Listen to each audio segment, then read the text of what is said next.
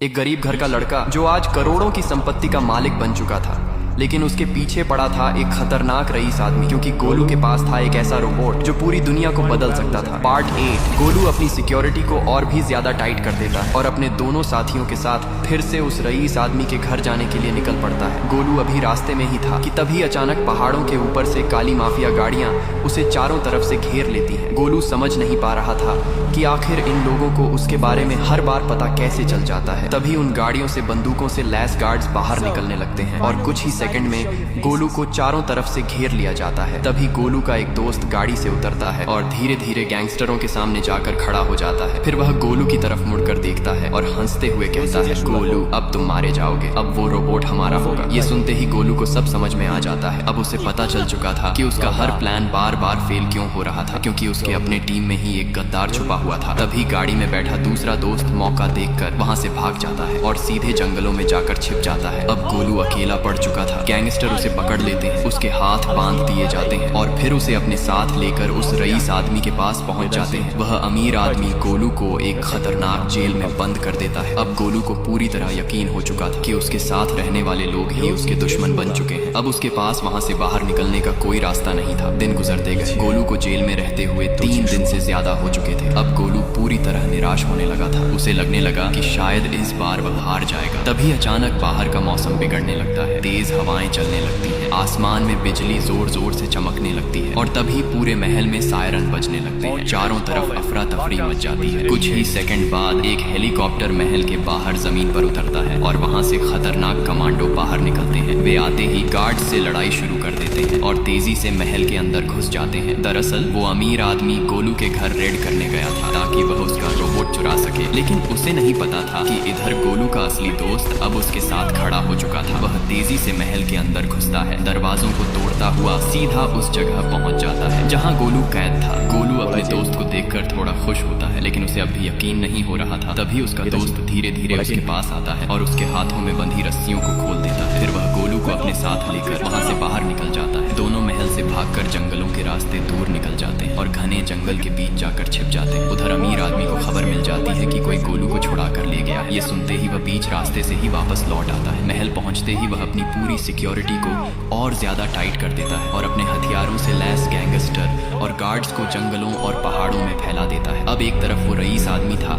जो किसी भी कीमत पर गोलू को खत्म करना चाहता था और दूसरी तरफ गोलू जो घने जंगलों के बीच छिपा हुआ था। पूरे जंगल में हथियारों से लैस सैनिक फैल चुके थे। अब क्या गोलू बच पाएगा या फिर इस बार दुश्मन उसे पकड़ लेंगे? जानने के लिए वीडियो को लाइक में पार्ट 9 जरूर लिखो।